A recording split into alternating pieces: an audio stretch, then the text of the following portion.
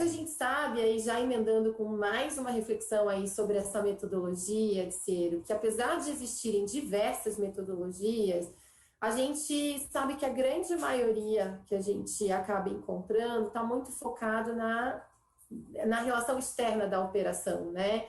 Nos aspectos externos da operação, da cadeia produtiva, até olham os elos da cadeia produtiva, desde os insumos até transporte, produção, enfim, cultivo, quando a gente está falando em empresa, seja florestal, de agronegócio, etc. A gente sabe que tem um olhar muito mais voltado para o que está acontecendo nos elos da cadeia, e às vezes esse diagnóstico não se estende a outras necessidades sociais que já foram estabelecidas por outros documentos, enfim, ou por outras ações que a empresa fez e que já estão sendo tratadas internamente e, como a gente falou, de maneira descentralizada, né? Cada área interna, jurídico cuidando de TACs, a área operacional cuidando das licenças de operação, enfim, o plano estratégico, a área estratégica cuidando de condicionantes de investimento, cada um para um lado, né? Sem ter uma unidade. Como que a gente pode olhar isso dentro do diagnóstico social e integrar essas necessidades que já estão postas internamente com esse olhar dessa metodologia talvez mais comum e corriqueira do diagnóstico, de olhar os impactos, né, para fora, o que pode ser impacto social, ambiental, envolvendo os elos da cadeia produtiva, mas começando do zero esse olhar externo, sem considerar eventuais necessidades anteriores. Como que a gente pode integrar isso? Essa demanda por questões de sustentabilidade, ela aumentou drasticamente, né? Por todos os motivos que a gente já falou aqui, né? E não vou repetir. E aqui acho que o público que também está assistindo já sabe, né? Já sabe. Então, o que aconteceu? As empresas, elas, teoricamente, elas caíram numa armadilha. Qual que foi essa armadilha? Foi atender todas essas demandas, todas, de forma, às vezes, muitas vezes, desestruturada. Exatamente isso que você falou. Então, o jurídico tinha uma demanda, exato, a área social tinha outra demanda, algumas empresas separam a área de sustentabilidade em meio ambiente e responsabilidade social, algumas empresas têm instituto, então o instituto também atuava de uma outra forma. Assim, no afã de querer atender tudo. Então, as empresas formaram uma teia de aranha, que está um novelo ali de lã, difícil de conseguir se desvencilhar disso. Tenho uma experiência própria com isso. Então, a gente acaba querendo atender tudo e sem planejamento. E muitas vezes, a maioria das vezes, se não todas as vezes, você consegue, né, organizar, que a gente fala muito isso de investimento social privado, né? Como que a gente consegue organizar o investimento de forma mais efetiva e eficaz, né, nesse contexto de responsabilidade social? Então, às vezes eu estou atendendo uma condicionante que, ao mesmo tempo, ela poderia estar atendendo uma necessidade de uma certificação, ou ela poderia estar sendo incrementada por um outro lado, por outra necessidade. Então, assim, esse olhar interno, isso é estratégia, né, Raquel? Isso é estratégia. Sim, sem dúvida. Social, né? Que ela precisa ser olhada de cima e que muitas vezes, em função do dia a dia, em função do corre-corre, em função das equipes enxutas que hoje as empresas têm, eles não olham para isso, não conseguem olhar, não olham para o todo, não olham de forma organizada. E com isso, às vezes, perde muitas oportunidades, não só de reduzir custos, mas de usar o dinheiro de forma mais estratégica e de forma mais eficaz, como eu falei. É aplicar o que é necessário. Não, e até pensando no conceito de geração de valor compartilhado, você consegue gerar maior impacto social positivo se você alinhar todas essas ações. Eu já presenciei situações onde uma equipe da empresa chega, por exemplo, numa prefeitura para tratar de um projeto específico que atende a uma necessidade interna X, né? E semanas depois, outra equipe da mesma empresa, sem saber que a anterior visitou, chegou naquele mesmo público para fazer uma ação similar, talvez com um objetivo similar, e querendo engajar aquele público em outra ação. Então, até a imagem que a empresa passa, se a gente for pensar, é de uma confusão no relacionamento, né? Porque o impacto social ele acaba sendo o mesmo, né? O olhar que a empresa tem que dar para tratar esse possível impacto social ou algo que já realmente aconteceu tem que ser integrado, porque senão a gente reduz mesmo o impacto social e passa uma imagem de desorganização interna, de ausência de um olhar estratégico, né? E a maioria acontece isso. A bola fica muito pingando nesse meio de campo aí, todo mundo querendo chutar, e então, assim, geralmente, quando eu vou trabalhar em alguma empresa com esse propósito, por isso que eu falo, precisa entender o contexto da organização. Entender o contexto, quando eu falo contexto, é o contexto interno e externo. Eu preciso entender o que eu preciso fazer e como eu estou estruturado atualmente. E lembrar que todo diagnóstico é uma foto. Ele não pode se ficar estático, ele tem que ser depois dinâmico, ele tem que ser retroalimentado, ele tem que ser continuado, né? Você tem que sempre estar atento como que está evoluindo aquele relacionamento e você se retroalimentando com informações. Porque só fazer o diagnóstico também, tomar uma ação imediata, dependendo do problema, não adianta. Você vai ter a falsa impressão de que você está, fiz o diagnóstico, já entendo, já conheço minhas comunidades, ok. Não, aí vem muita coisa. Vem toda a parte da estratégia de comunicação, relacionamento, etc., que você tem que manter isso vivo e atualizado para que esse relacionamento seja sustentável, né?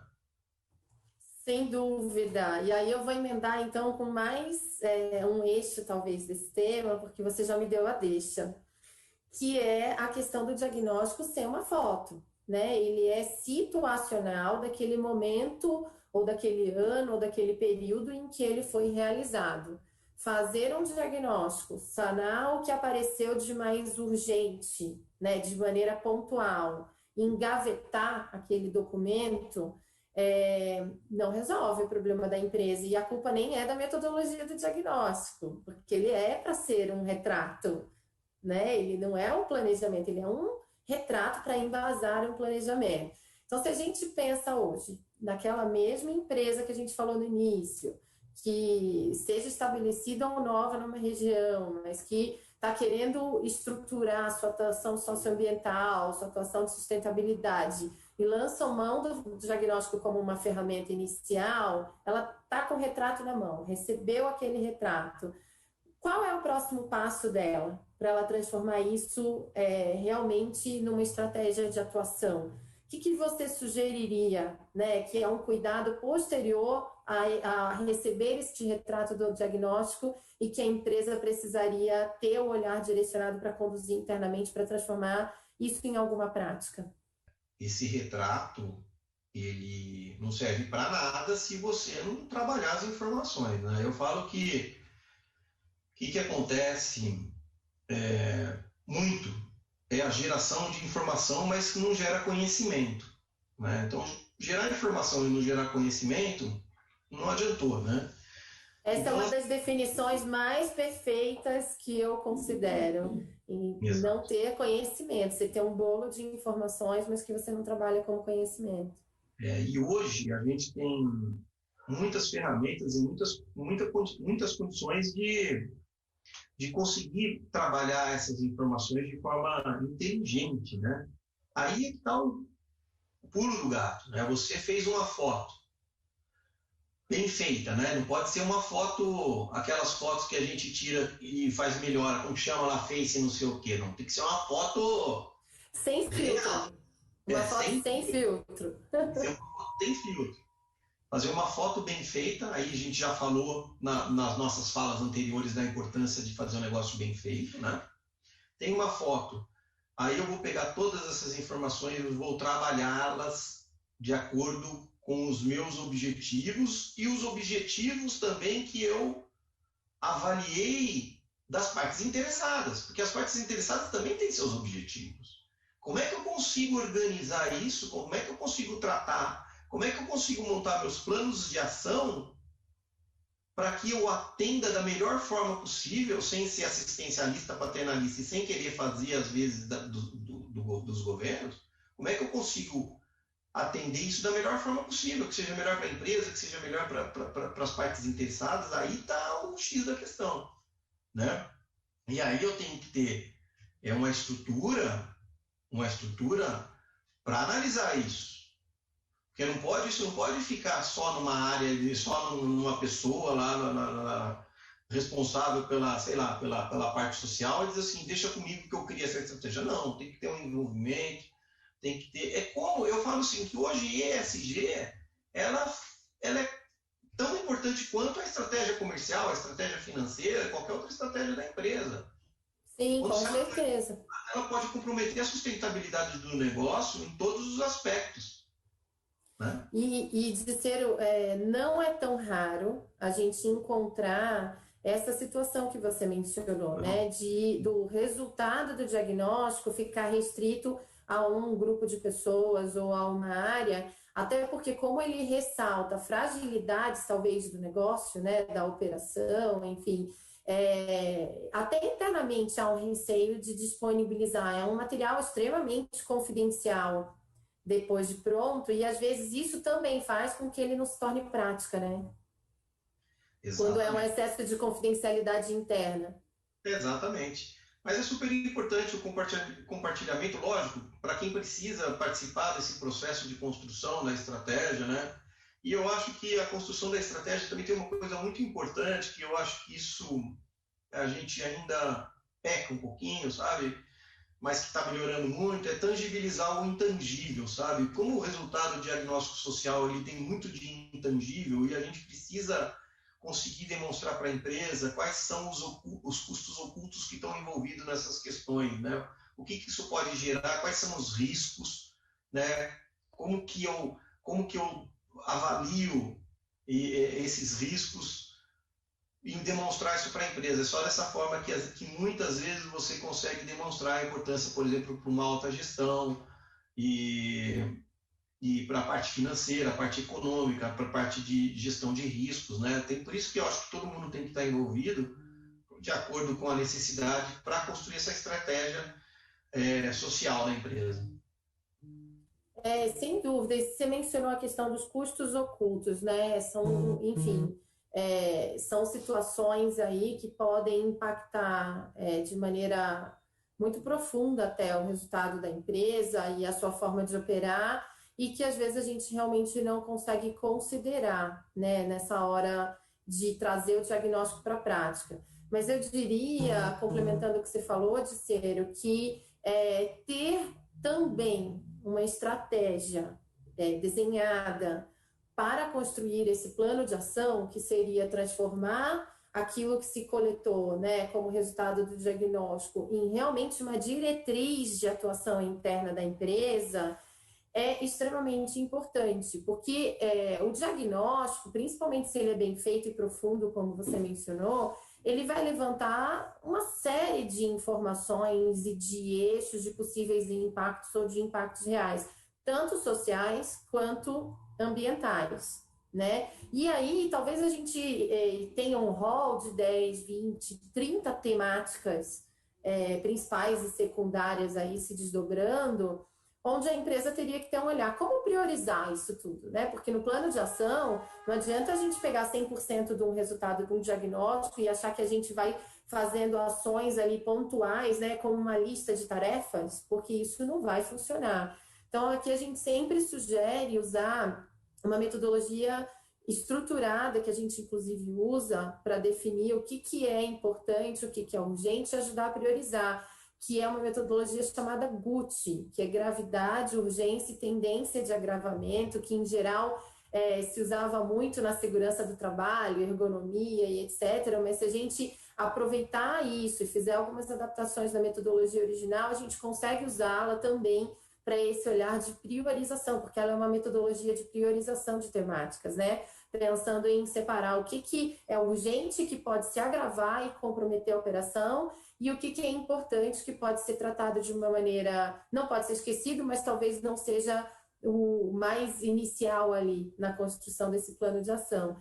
Então, entendo que é uma fase aí realmente que a empresa precisa dedicar mais um tempo e envolver as equipes para que esse documento não seja engavetado, ele seja transformado em prática de uma maneira bastante efetiva, né?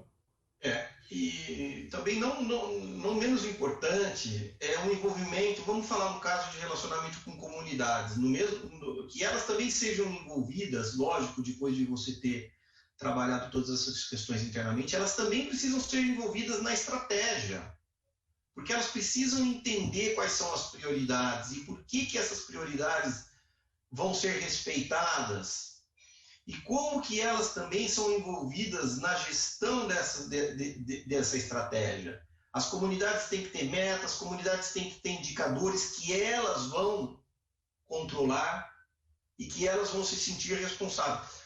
Essa franqueza, essa forma clara e objetiva de tratar, de conversar, de olho no olho, de mostrar, olha, nós estamos aqui para trabalhar juntos e cada um tem sua responsabilidade, cada um tem a sua importância desse processo, é o que dá certo.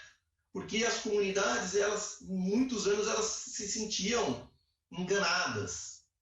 Vamos dizer, a empresa poderosa, ela vai me enganar. A partir de que você quebra isso e fala o seguinte, a estratégia é essa, nós vamos trabalhar nisso, né? Obviamente dentro de um acerto com a comunidade. É o seguinte, essas aqui são as prioridades, nós vamos trabalhar juntos, eu não vou fazer para vocês e nem vocês vão fazer para mim, nós vamos fazer juntos e vamos envolver quem for necessário envolver, governo, vamos atrás de financiamento, vamos prepará-los para escrever projetos para captar recursos, N coisas. Aí esse processo começa a ficar interessante e começa a funcionar. Né? E aí a gente está falando então de não ser participativo só na coleta de dados para o diagnóstico, mas no tratamento dos resultados, né? No endereçamento desses resultados para transformar em plano de ação. E aí eu queria retomar o gancho que você, enfim, tinha dado aí na sua última fala, quando a gente falou sobre o próximo passo, né? Como estabelecer o processo, o plano de ação e priorizar essas demandas que vêm do diagnóstico. E aí você falou muito do envolvimento da comunidade, desse viés participativo, também na construção do plano de ação. E a gente sabe que, enfim, é uma realidade acontecer o diagnóstico, minha empresa investir no processo de diagnóstico, e aí até contratar uma consultoria especializada, trabalhar o processo de uma maneira isenta.